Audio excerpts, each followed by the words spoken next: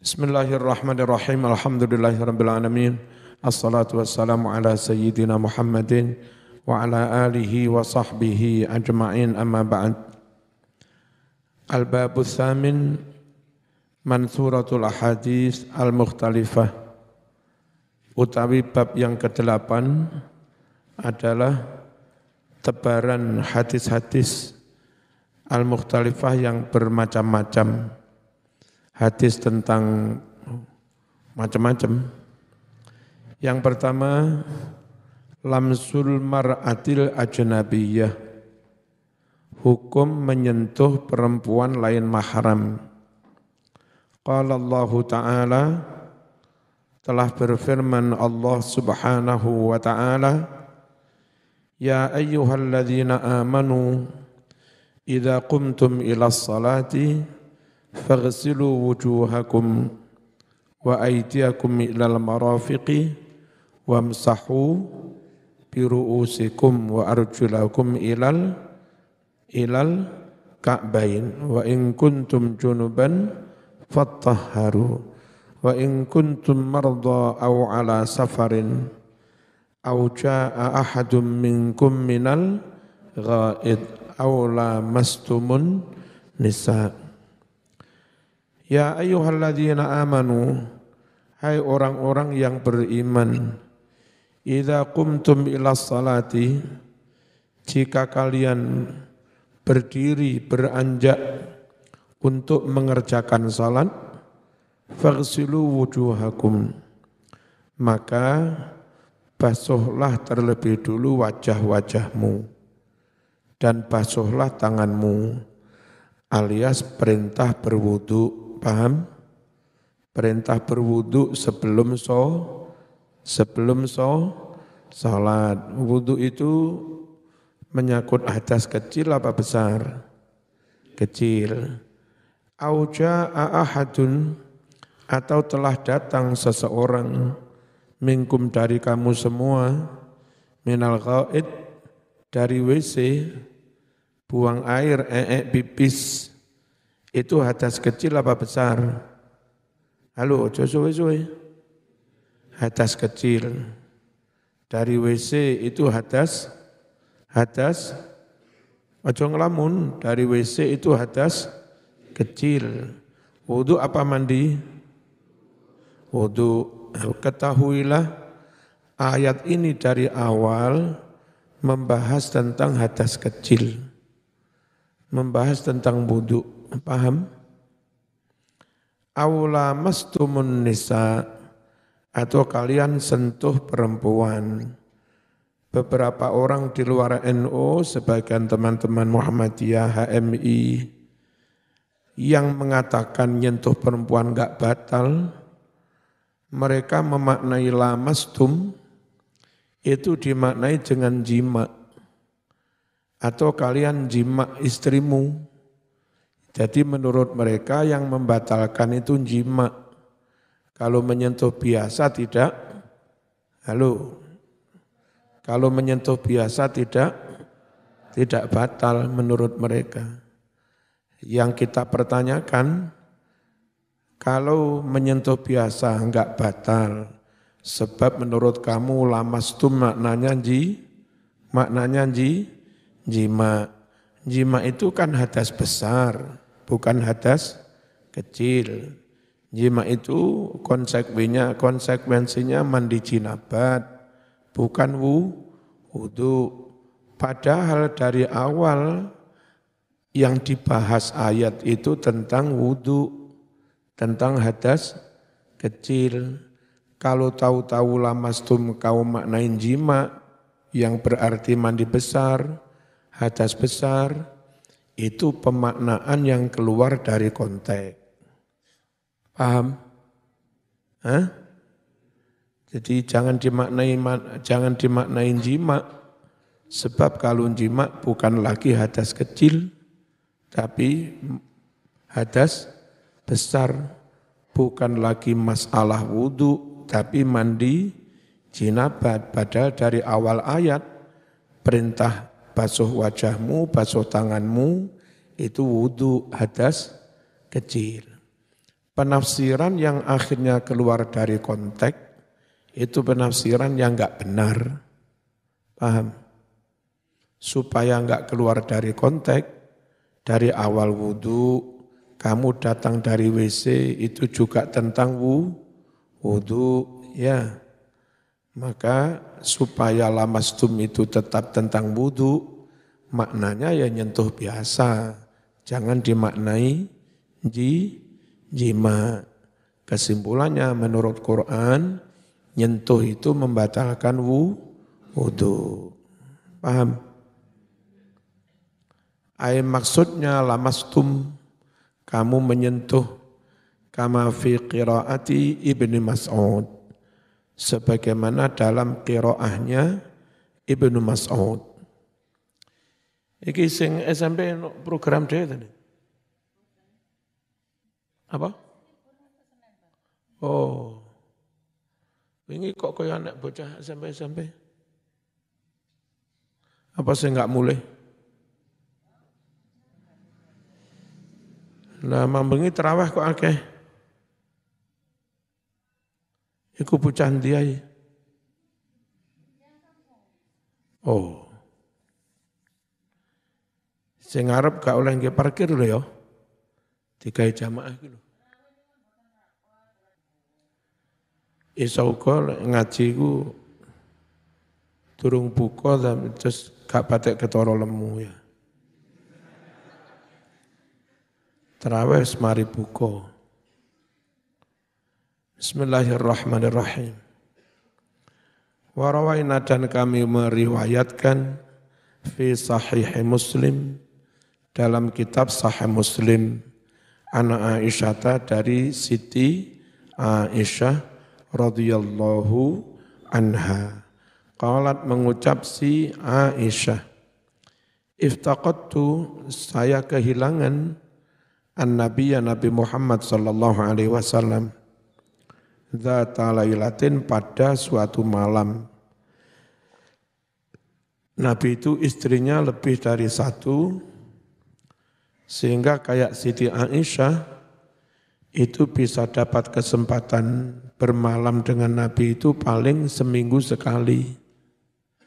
Nah, seminggu sekali bermalam bersama Nabi, bareng bengi-bengi jam 2 melek, Nabi hilang. Aisyah cemburu, nang ndi? Jangan-jangan ke istri yang lain. Aisyah kehilangan Kanjeng Nabi. Lampune mati. Fatahassastu, maka saya gerayah-gerayah. Apa gerayah-gerayah? Meraba-raba, berarti lampu mati kan? Halo? Kadung disuudoni, dikira kemana-mana, fa'idha ternyata, huwa utawi Kanjeng Nabi, iku rakiun sedang rukuk, au sajidun atau sedang sujud. Yaqulu, Nabi membaca dalam rukuk sujudnya, subhanakallahumma wa bihamdika la ilaha illa anta. Ini oleh orang di luar NU dijadikan dalil istri menyentuh suami atau sentuhan antara suami istri tidak batal. Mana buktinya? Nabi tahajud, lampu mati, digerayang-gerayangi Siti Aisyah. Ternyata lagi ruku, sujud. Nabi melanjutkan sholatnya meskipun sudah tersentuh Siti Aisyah. Berarti tidak batal, paham? Menurut mereka seperti itu. Tapi menurut NU tidak mesti menjadi dalil tentang hal itu. Mengapa? Aisyah sendiri kan bilang rukuk atau sujud disentuh Aisyah itu loh. Wong namanya lampu mati enggak ketoro. Nabi rukuk atau sedang sujud. Andai disentuh Aisyah itu pas rukuk, yang kena kesentuh mungkin jubahnya, bukan kulitnya, bukan kakinya. Barulah ada kemungkinan kesentuh delamaan kakinya. Kalau kesentuh ketika sujud. Dan hadis ini kan enggak memberi kepastian entah rukuk atau sujud.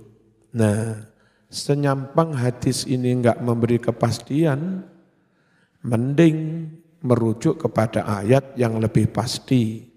Aula mastumun nisa. Paham ya? Itu. Bismillahirrahmanirrahim. Dalilnya lagi orang-orang di luar NU. Katanya Nabi cium istri sebelum sholat tanpa wudhu. Cium istri sebelum sholat tanpa wudhu. Tapi ternyata hadis itu dhaif. Kalau dhaif tidak bisa dipakai dalil. Wa an Aisyah radhiyallahu anha annan nabiyya, bahwa sesungguhnya Kanjeng Nabi sallallahu alaihi wasallam qabbala, Nabi mencium ba'dha nisaihi, sebagian dari istri-istrinya. Setelah mencium, summa kharaja, lalu Nabi keluar rumah, ila salati, untuk salat, ngimami, walam yatawadda, dan Nabi tidak berwudu. Nabi tidak berwudu. Nah ini dalil orang di luar NU, katanya enggak apa-apa sentuhan suami istri tidak membatalkan wudu, tapi akhrajahu, telah meriwayatkannya Ahmadu, Imam Ahmad, wa dha'afahu, dan mendhaifkannya Al-Bukhari, Imam Bukhari. Diambil dari kitab Bulughul Maram halaman 16, nomor urut 76. Jelas ya? Jadi kita tetap berkeyakinan sentuhan kulit lain mahram membatalkan wudu. Keyakinan sudah, tapi kalau zaman enggak tahu dalil, enggak bisa berhujjah, sampean yakin tapi enggak bisa meyakinkan orang lain. Nah, zaman butuh ilmu supaya bisa meyakinkan orang lain. Harus kuasai hujjah kayak begini. Sudah? Berikutnya, beberapa orang di luar NU, Salafi, sebagian aktivis PKS, itu kalau wudu ngusap kepalanya sekali tok. Dan katanya itu yang sunnah. Kalau sampai 3 kali itu malah bid'ah. Teman-teman kami yang kuliah di Ibnu Saud, banyak yang berpendapat seperti itu. Salafi mereka. Wudu itu ngusap kepala hanya sekali, ngusap telinganya langsung, tidak ambil air dulu, tapi ngusap kepala langsung ngusap telinga. Menurut mereka begitu. Kalau kita ngusap kepala dulu 3 kali, baru ngusap telinga pakai air baru. Ya. Mana dalil kita? Nadbu ghusli au mashi a'dha'il wudu, disunahkannya membasuh atau mengusap anggota-anggota wudu salasan apa? Salasan masing-masing 3 kali. Wa mashil udhunaini, dan mengusap kedua telinga, bukan langsung kepala langsung telinga, bukan. Tapi bima'in jadid, dengan air yang baru. Kalau mereka ngusap kepala langsung telinga tanpa mengambil air lagi. Mana dalil kita? Rawa, telah meriwayatkan Muslimun, Imam Muslim, anna Utsman, bahwa Sayyidina Utsman radhiyallahu anhu qala, ala urikum wudu'a Rasulillah. Ala, ingat, urikum, aku akan menunjukkan kepada kalian semua wudu Rasulullah, wudunya Rasulullah sallallahu alaihi wasallam. Terus gimana cara wudunya? Tsumma tawadda'a, kemudian Sayyidina Utsman berwudu salasan, masing-masing 3 kali, kayak yang dilakukan NU ya. Semuanya sunnahnya 3 kali, meskipun kurang dari 3 ya sah, tapi sunnahnya 3. Sementara mereka malah menganggap ngusap kepala lebih dari sekali itu malah bid'ah, kan repot lah. Sunnah diarani bid'ah. Warawal Hakim, Bismillahirrahmanirrahim. Warawat telah meriwayatkan Al-Hakimu Imam Hakim juz 1 halaman 151 min hadits Abdullah bin Zaid radhiyallahu anhu fi sifati wudu'i, tentang gambaran wuduknya Kanjeng Nabi Muhammad sallallahu alaihi wasallam. Annahu tawadda'a, bahwa Kanjeng Nabi berwudu. Bagaimana cara Nabi berwudu? Famasaha udhunaihi, lalu Nabi mengusap kedua telinganya, bima'in dengan air. Air sisa ngusap kepala apa air ngambil lagi? Ghairil ma, bukan air. Alladzi masaha, yang mana Nabi mengusap ar-ra'sa kepalanya, bihi dengan air itu. Nabi mengusap telinga dengan air, bukan air yang tadi dia gunakan ngusap kepala. Berarti gimana? Halo, berarti gimana? Ngambil air lagi untuk ngusap telinga, paham?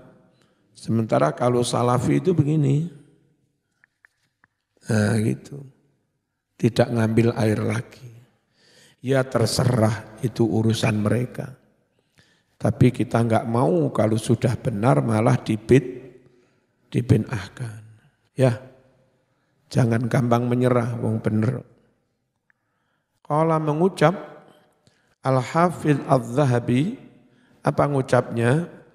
Sahih. Hadis ini hadis sahih. Berikutnya beberapa guru MAN, guru MTS, kalau ujian tafsir, murid siswinya haid, tetap aja disuruh baca Quran. Enggak boleh, ya. Wanita haid, wanita jinabat enggak boleh baca Quran, enggak boleh menyentuh Quran. Mbak-mbak barangkali nanti jadi guru tafsir di UIN, di mana pas ujian ada mahasiswi, ada siswi, kalau lagi berhalangan Bu, siapkan buku tibaan ini loh. Kan yang penting zaman tahu kualitas bacanya tuh. Siapkan buku tibaan, nah biar dia baca rawi-rawi dalam tibaan itu. Qila huwa Adam alaihi salam. Ya, ini maca ngono iku. Jangan dipaksa baca Quran. Paham? La yajuzu, tidak boleh an yamassa, menyentuh Al-Qur'ana Quran, illa tahirun, kecuali orang yang suci. Wala yaqra'uhu, tidak boleh membaca Al-Quran junubun, orang yang lagi jinabat, aw haidun, atau orang yang apa? Haid. Mana dalilnya? La yamassuhu illal mutahharun tanzilum mir rabbil alamin. Tidak boleh menyentuh Al-Quran kecuali orang-orang yang telah bersuci. Quran yang telah diturunkan dari Allah Rabbul Alamin. Perhatikan, beberapa ustadz di luar NU mengatakan enggak apa-apa tanpa wudhu megang Quran. Alasan mereka ayat yang ini loh tidak boleh menyentuh kecuali orang yang telah bersuci. Ayat ini tidak menyangkut Quran yang di dunia ini. Menurut mereka itu tidak bisa menyentuh Quran yang di Lauhul Mahfuz kecuali para malaikat yang suci. Sehingga ayat ini tidak menyangkut hukum menyentuh mushaf yang ada di dunia. Menurut mereka begitu. Jin enggak bisa menyentuh Quran yang di Lauh Mahfuz. Iblis enggak bisa menyentuh Quran yang di Lauh Mahfuz. Hanya malaikat yang suci yang bisa menyentuhnya. Menurut mereka seperti itu. Nah, kita matur pada mereka, kalau memang yang dimaksud itu menyentuh Quran yang di Lauh Mahfuz hanya bisa dilakukan oleh malaikat yang suci. Saya bertanya, satu, apa ada malaikat yang tidak suci? Tidak bisa menyentuhnya kecuali para malaikat yang suci. Apa ada malaikat yang tidak suci, tukang maksiat? Masa ada? Halo, apa ono malaikat sing hadas? Apa ono malaikat sing jinabat? Berarti mutahharun dimaknai malaikat itu malah mengandung pertanyaan yang enggak karu-karuan ya. Yang kedua, ayat berikutnya kan berbunyi tanzilum mirrabbil alamin. Diturunkan dari Allah Rabbul Alamin. Lawang sudah bunyi tanzilun, itu mestinya ya Quran yang mushaf yang ada di dunia. Wong bunyinya tanzilum mirrabbil. Wong sudah berbunyi tanzilun, kok masih mikir Quran yang di Lauh Mahfuz yang belum tanzilun. Ya, jadi kalimat tanzilum mirrabbil alamin itu menjadi bukti kuat bahwa yang dimaksud la yamassuhu itu Quran yang ada di dunia. Kesimpulannya tidak boleh menyentuh mushaf yang ada di dunia itu kecuali manusia yang telah bersuci. Paham? Dalil berikutnya, wa alla yamassal qur'ana illa tahirun.